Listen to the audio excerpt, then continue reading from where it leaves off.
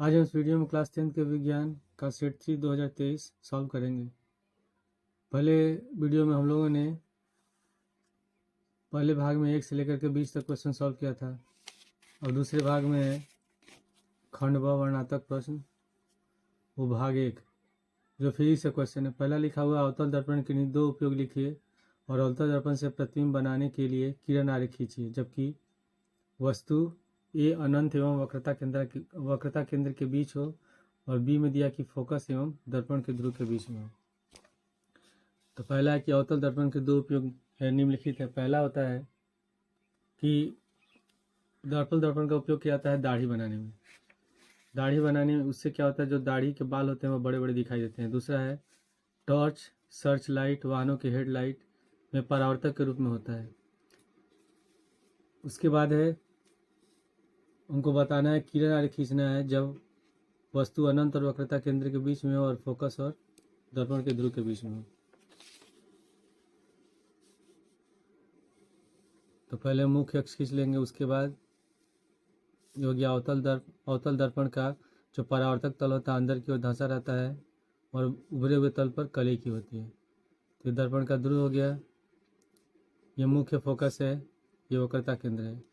ये में लिखा है कि जब वस्तु अनंत और वक्रता केंद्र के बीच में हो, तो ये वक्रता केंद्र हो गया, इधर अनंत होगा, इसके बीच में कोई वस्तु है। तो जब मान लेते हैं वस्तु ये भी है, जब किरण आरेख खींचते हैं तो एक प्रकाश की किरण होती है मुख्य अक्ष के समांतर और अपवर्तन के पश्चात जाती है फोकस से,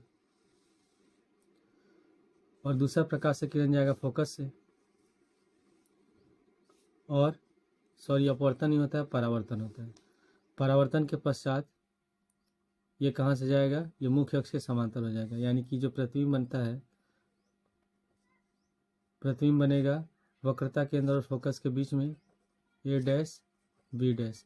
कैसा बनता है, वास्तविक और उल्टा बनता है और आकार में वस्तु से छोटा बनता है। उसके बाद दूसरा है फोकस एवं दर्पण के ध्रुव के बीच में हो जो वस्तु, ये अवतल दर्पण हो गया। इसमें लिखा हुआ है कि वस्तु दर्पण के फोकस और ध्रुव के बीच में है। तो फोकस हो गया, ध्रुव हो गया, इसके बीच में हम एक वस्तु मान लेते हैं ए बी। ये भी वस्तु है, तो एक प्रकाश की किरण मुख्य अक्ष से समांतर होगा और परावर्तन के पश्चात कहाँ से जाएगा, फोकस से जाएगा। और दूसरा प्रकाश की किरण हम कहाँ से ले जाएंगे, वक्रता केंद्र से ले जाएंगे। तो वक्रता केंद्र से जो प्रकाश की किरण जाएगी, ये परावर्तन के पश्चात जिस मार्ग से आती है उसी मार्ग से वापस लौट जाती है। तो अगर हम इसको आगे तक बढ़ाते हैं तो प्रकाश की किरण आगे एक दूसरे को नहीं काटेंगी। तो प्रतिबिंब कहाँ बनता है, जहाँ अपवर्तित या परावर्तित प्रकाश की किरण एक दूसरे को काटती हैं। तो इसमें इसको पीछे की ओर ले जाएंगे, दर्पण के पीछे। तो जहाँ ये किरणें मिलेंगी वहीं प्रतिबिंब बनेगा। कैसा प्रतिबिंब बनेगा, आभासी और सीधा, और आकार में वस्तु से बड़ा बनेगा और दर्पण के पीछे बनता है। इसके बाद दूसरा क्वेश्चन है अपवर्तन के क्या नियम है। 3 सेमी की वस्तु उत्तल लेंस के मुख्य अक्ष के लंबवत रखी है, तो लेंस की फोकस दूरी 30 सेमी है और लेंस से वस्तु की दूरी 10 सेमी है। तो प्रतिबिंब की स्थिति, आकार एवं प्रकृति ज्ञात कीजिए। क्या हम इस प्रतिबिंब को पर्दे पर देख सकते हैं। क्वेश्चन नंबर दूसरा है अपवर्तन के नियम। अपवर्तन के 2 नियम होते हैं। पहला नियम है कि आपतित किरण, अपवर्तित किरण और आपतन बिंदु प्रतिबिंब तीनों एक तल पे होते हैं। दूसरा नियम है कि किन्हीं 2 माध्यमों के लिए तथा एक ही रंग के प्रकाश के लिए, जो प्रकाश होता है वो 7 रंगों का बना होता है। तो जब हम इसका नियतांक अपवर्तन कोण, जो आपतन कोण होता है और अपवर्तन कोण का जो हम रेशियो निकालते हैं, अनुपात निकालते हैं, ये केवल एक रंग के प्रकाश के लिए नियत होता है। अगर हम अलग अलग प्रकाश का निकालेंगे तो नियत नहीं होगा। तो किन्हीं 2 माध्यमों के लिए तथा एक ही रंग के प्रकाश के लिए आपतन कोण की ज्या तथा अपवर्तन कोण की ज्या का अनुपात एक नियतांक होता है। नियतांक मतलब जिसका मान निश्चित हो, बदलता न हो। तो साइन आई जो है ये आपतन कोण की ज्या है और साइन आर है अपवर्तन कोण की ज्या, और दोनों का अनुपात क्या होता है, नियतांक होता है। और इसे हम स्नेल का नियम कहते हैं। ठीक है, इसके बाद फिर न्यूमेरिकल है, इसमें लिखा है कि 3 सेमी वस्तु की ऊंचाई है 3 सेमी, वस्तु की ऊंचाई इसको मान लेते हैं h1 3 सेंटीमीटर है, और लेंस की फोकस दूरी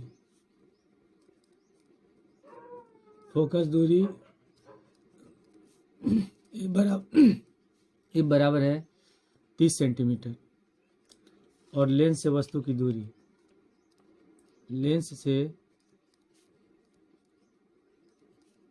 वस्तु की दूरी इसको हम सूचित करते हैं u से, तो u बराबर है -10 सेंटीमीटर, हमेशा माइनस में रखते हैं।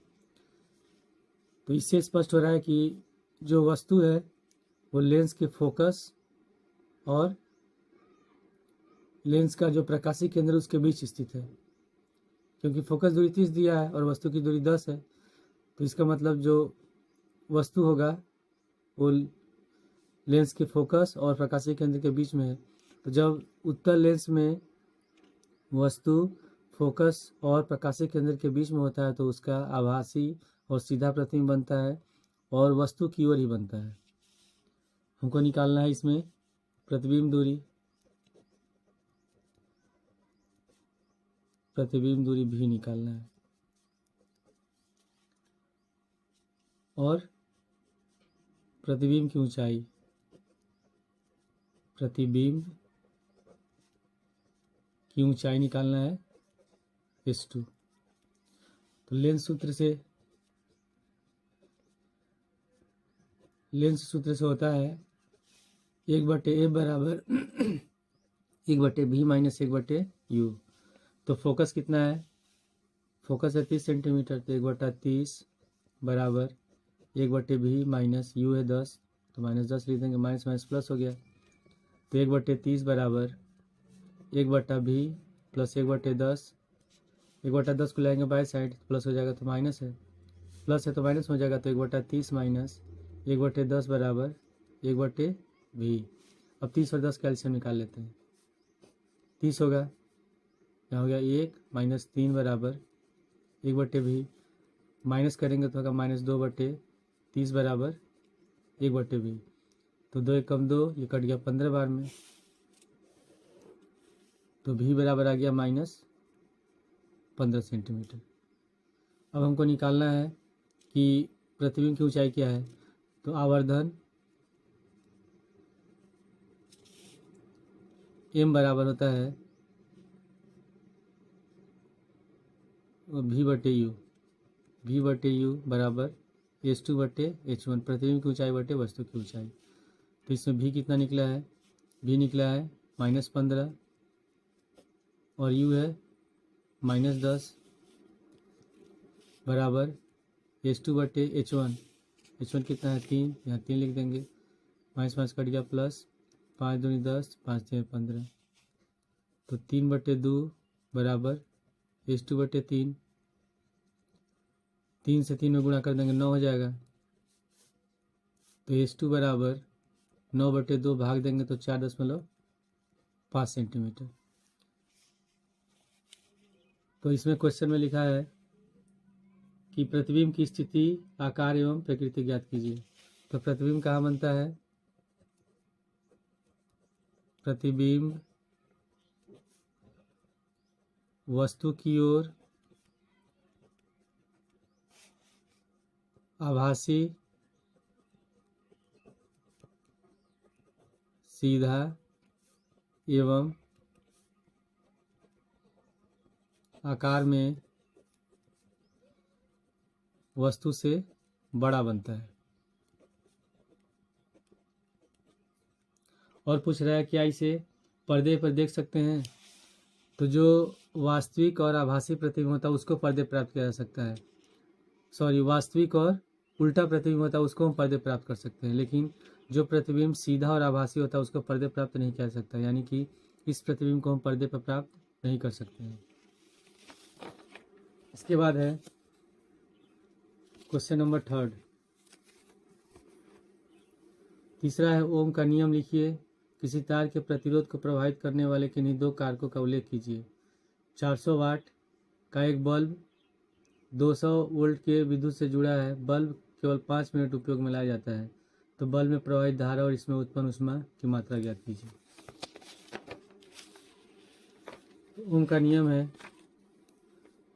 ओम के नियम के अनुसार भौतिक अवस्था का मतलब जैसे तार की लंबाई हो गई, ताप हो गई, अगर ये इसमें किसी तरह का परिवर्तन न हो, समान रहे, तो चालक में प्रवाहित होने वाली धारा उसके सिरों के बीच विभवांतर के समानुपाती होता है। समानुपाती या अनुक्रमानुपाती होता है।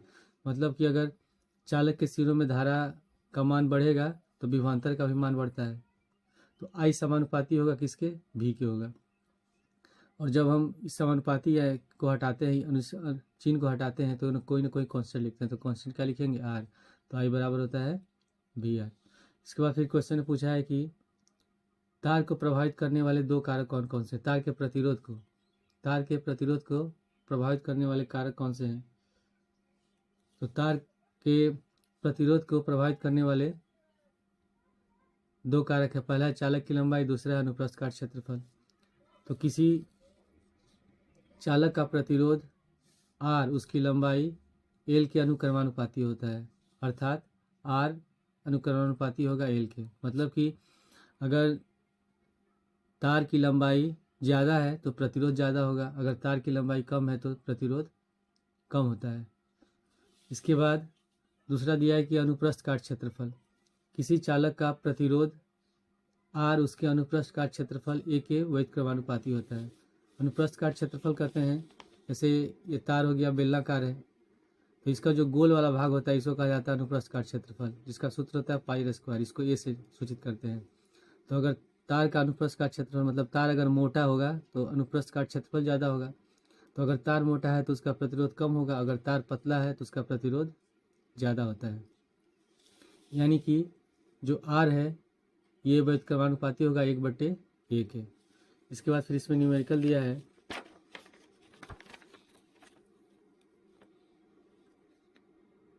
$400 वाट का एक बल्ब है, तो P बराबर दिया है 400 वाट, विभवांतर V बराबर है 200 वोल्ट, और समय दिया है T बराबर 5 मिनट। तो मिनट को सेकंड में बदल लेते हैं, 5 × 60 गुणा करेंगे 300 सेकंड। तो हमको इसमें निकालना है बल्ब में प्रवाहित होने वाली धारा आई का मान निकालना है, और उष्मा एच निकालना है, कितना होगा। तो हम सूत्र जानते हैं कि P बराबर होता है वी आई। तो P इसमें कितना दिया है?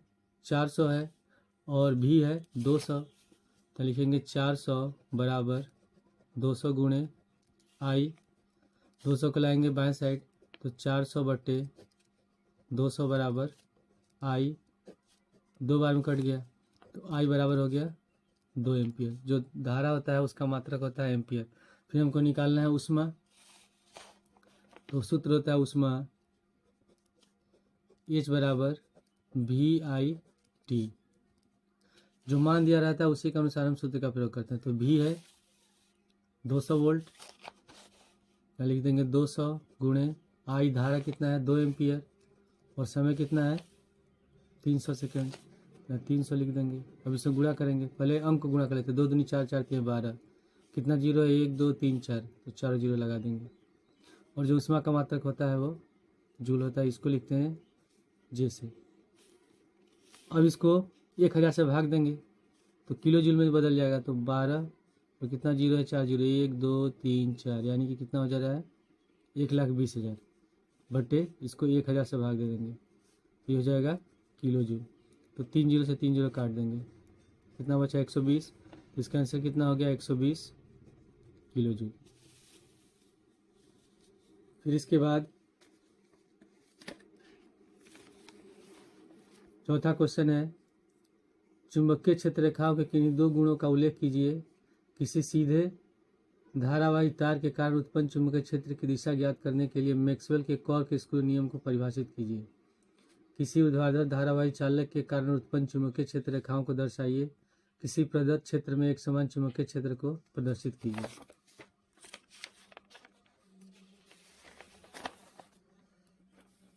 तो क्वेश्चन नंबर 4 का आंसर है चुंबकीय क्षेत्र रेखाओं के दो गुण निम्नलिखित हैं। पहला होता है कि जो दो बल रेखाएं होती है, जो चुंबकीय क्षेत्र रेखाएं होती हैं, एक दूसरे को कभी नहीं काटती हैं। दूसरा है एक समान चुंबकीय क्षेत्र की बल रेखाएं परस्पर समांतर एवं बराबर बराबर दूरियां पर होती है। अगर कोई चुंबकीय क्षेत्र है, उसमें दो रेखाएं हैं, तो इन दोनों के बीच की दूरी हमेशा बराबर होती है और दोनों समांतर होते हैं। इसके बाद है मैक्सवेल का कॉर्क स्क्रू नियम, या इसको कहते हैं दक्षिणावर्त पेच का नियम। इस नियम के अनुसार हम स्क्रू कसते समय पेचकस को इस तरह घुमाएं कि स्क्रू की नोक धारा की बहने की दिशा में आगे बढ़ता है। इसमें लिखा हुआ है कि जब हम पेचकस से स्क्रू को कसते हैं तो नीचे की ओर कसते हैं, तो जिस दिशा में हम स्क्रू को कसते हैं उस दिशा में अगर धारा बहने की दिशा है, इस दिशा में अगर बिजली जो करंट है जा रहा है, इससे इस दिशा की ओर जा रहा है, बह रहा है, तो स्क्रू जिस दिशा में घूमता है वह चुंबकीय क्षेत्र बल रेखाओं की दिशा होती है। मतलब स्क्रू अगर ऐसे घूम रहा है तो चुंबकीय बल रेखाओं की दिशा इधर होगी, अगर इधर घूम रहा है तो इधर हो जाएगी।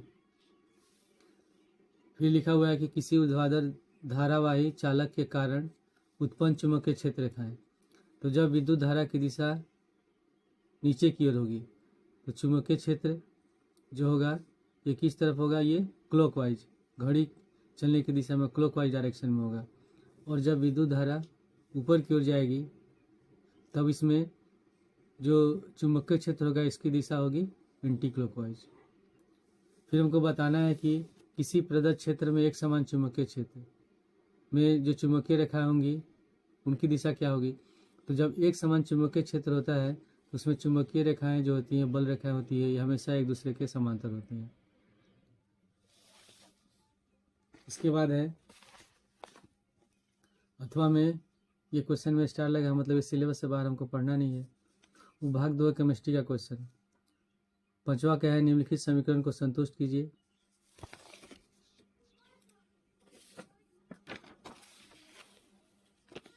तो पहला दिया है इसमें 5वां का ए का पहला है CaOH का होल 2, ये क्यों लिखा है, ये क्यों मतलब एक्वस विलियन प्लस CO2 गैस है equal to CaCO3 calcium carbonate, यहाँ S लिखा मतलब ये सॉलिड है, ठोस, और प्लस H2O ये लिखा है मतलब लिक्विड है, द्रव है।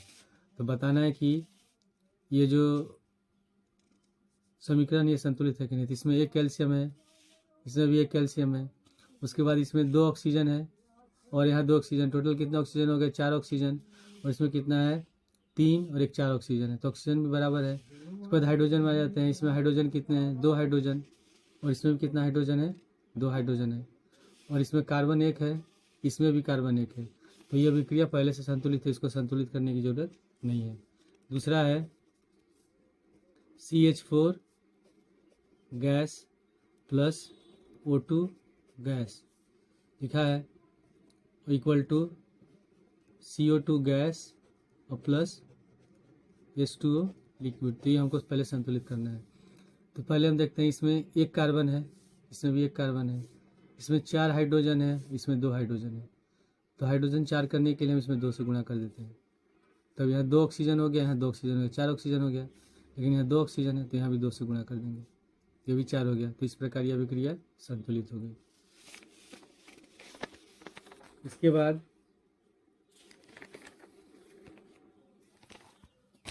फिर बी में लिखा है अभिक्रिया Fe plus CuSO4 equal to FeSO4 plus Cu में अभिकारक और उत्पाद के नाम बताइए। तो Fe है iron, iron plus copper sulphate जब अभिक्रिया करते हैं तो बनता है फेरस सल्फेट और प्लस कॉपर। तो जो यौगिक या तत्व अभिक्रिया में भाग लेते हैं तो उनको ये जो शुरुआत में अभिक्रिया में भाग ले रहे हैं तो ये कहलाएंगे अभिकारक। तो Fe भी अभिकारक है और CuSO4 भी अभिकारक है, और अभिक्रिया होने के पश्चात जो नया पदार्थ बनता है उसको हम कहते हैं उत्पाद। तो फेरस सल्फेट FeSO4 और कॉपर क्या हो जाएगा, उत्पाद हो जाएगा।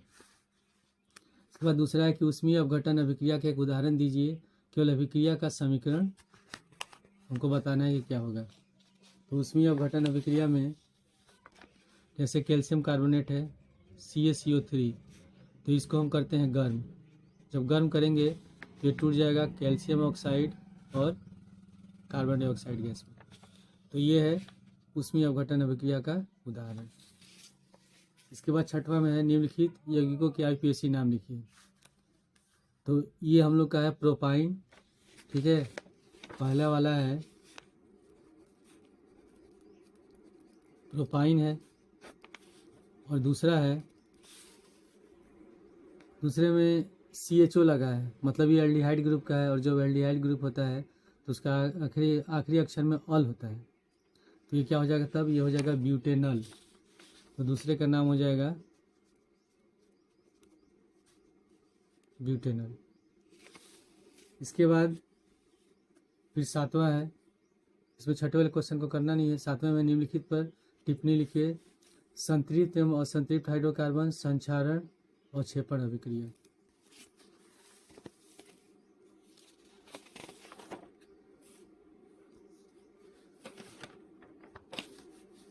इसके बाद है संतृप्त हाइड्रोकार्बन। सातवां का पहला क्वेश्चन है, इसमें लिखा है कि वे हाइड्रोकार्बन जिनके अणुओं में उपस्थित कार्बन परमाणु एकल बंध द्वारा जुड़े होते हैं संतृप्त हाइड्रोकार्बन कहलाते हैं। संतृप्त हाइड्रोकार्बन क्या होता है, जो कार्बन परमाणु होते हैं उनके बीच में एकल बंध होता है, जैसे है मीथेन है, एथेन है, इनके बीच में एकल बंध है। उसके बाद दूसरा है असंतृप्त हाइड्रोकार्बन। वे हाइड्रोकार्बन जिनके अणुओं में उपस्थित कार्बन परमाणु द्विबंध या त्रिबंध द्वारा जुड़े होते हैं असंतृप्त हाइड्रोकार्बन कहलाते हैं। जैसे एग्जाम्पल में एथिलीन, इसमें 2 कार्बन परमाणु डबल बॉन्ड से जुड़े हैं द्विबंध से। एसिटिलीन है, इसमें कार्बन परमाणु त्रिबंध से जुड़े हैं। इसके बाद फिर हमको बताना है संक्षारण, उसके बाद है अवक्षेपण अभिक्रिया। तो संक्षारण क्या होता है,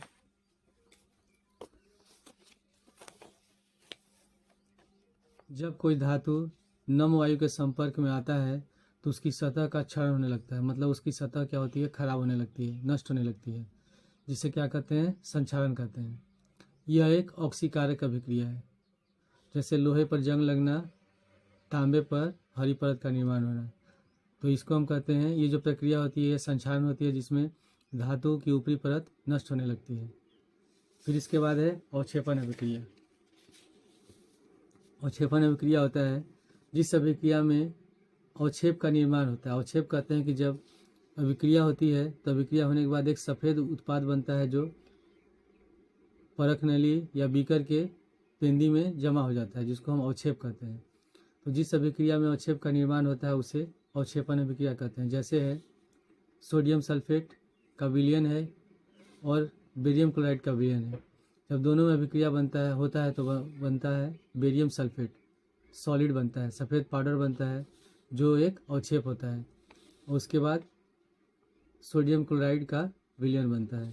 तो ये जो बेरियम सल्फेट होता है, ये जहाँ उत्पाद बनता है उसके जिस बर्तन में होता है अभिक्रिया, उसके पेंदी में ये जमा हो जाता है, तो ये अवक्षेपण अभिक्रिया है। इसके बाद है अथवा में प्लास्टर ऑफ पेरिस का गुण तथा 2 उपयोग लिखिए।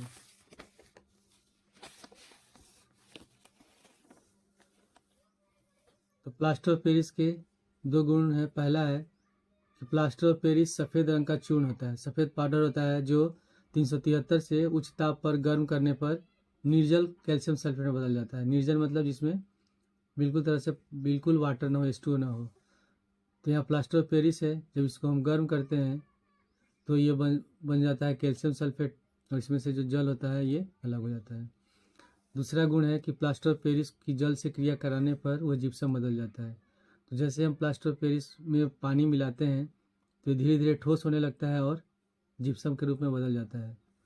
इसका उपयोग किया जाता है शल्य चिकित्सा में प्लास्टर करने में। जब हाथ या पैरों की हड्डियाँ टूट जाती हैं तो उसको जोड़ने के लिए उस पर डॉक्टर इसी प्लास्टर ऑफ पेरिस का प्लास्टर करते हैं। दूसरा है मूर्ति एवं खिलौने बनाने में, मूर्ति और खिलौने बनाने में इसका उपयोग किया जाता है। इसके बाद है अगला क्वेश्चन, क्षार और अम्ल से क्या समझते हैं? दैनिक जीवन में पीएच के दो उपयोग लिखिए। तो अम्ल क्या होता है? अम्ल वे पदार्थ हैं जो जलीय विलयन में हाइड्रोजन आयन देते हैं। जब इसको हम जल में डालते हैं तो इसमें से हाइड्रोजन आयन मुक्त होते हैं, उसको अम्ल कहते हैं। ये स्वाद में खट्टे होते हैं तथा नीले लिटमस पेपर को लाल कर देते हैं। इसके बाद है क्षार। क्षार वे पदार्थ हैं जो जलीय विलयन में हाइड्रोक्सिल आयन देते हैं। हाइड्रोक्सिल होता है OH- आयन देते हैं, क्षार कहलाते हैं। ये स्वाद में कैसे होते हैं? कड़वे होते हैं और लाल लिटमस पेपर को नीला कर देते हैं। फिर हमको बताना है इसका दैनिक जीवन में क्या उपयोग होता है। तो दैनिक जीवन में पीएच का दो उपयोग है। पहला है कि जब पीएच परिवर्तन के कारण हमारे दांत का क्षय होने लगता है और मुंह के पीएच का मान 5.5 से कम होने पर दंत क्षय होने लगता है। जब हम भोजन करते हैं और भोजन करने के बाद रात को सोने से अगर मुंह अच्छे से नहीं साफ करते हैं तो हमारा मुंह में जो माइक्रोब्स होते हैं, सूक्ष्म जीव होते हैं, वो क्या करते हैं? उस भोजन को सड़ाते हैं और हमारे मुंह का जो पीएच है वो 5.5 से कम होने लगता है। तो हमारा दांत क्या होता है? सड़ने लगता है, खराब होने लगता है। उसके बाद है दूसरा, हमारे पेट में जो HCl अम्ल बनता है, ये भोजन पचाने में काम आता है। तो इसका जो पीएच मान होता है वो 1.5 से लेकर के 2.5 होता है। जब इसके मान में परिवर्तन होता है, ठीक है, ये बढ़ता है या घटता है, तो हमारे पेट में दर्द और जलन होता है। इसके बाद है यशद लेपन। सी में बताना है यशद लेपन क्या होता है। यशद लेपन है धातुओं को संक्षारण से बचाने के लिए यशद लेपन किया जाता है। यशद कहते हैं जिंक की पतली परत चढ़ा दी जाती है। इस विधि में लोहे या इस्पात को जंग से बचाने के लिए इन पर जस्ते की परत चढ़ा दी जाती है। इसको अंग्रेजी में कहते हैं गैल्वेनाइजेशन। इससे धातुओं का क्षरण रुक जाता है। जब हम इन धातुओं के ऊपर जस्ते की पतली परत चढ़ा देते हैं तो उनका क्षरण नहीं होता, संक्षारण नहीं होता है और वो ज़्यादा दिनों तक चलते हैं। इसके बाद अब हम लोग अगले वीडियो में सेट 4 2023 को सॉल्व करेंगे।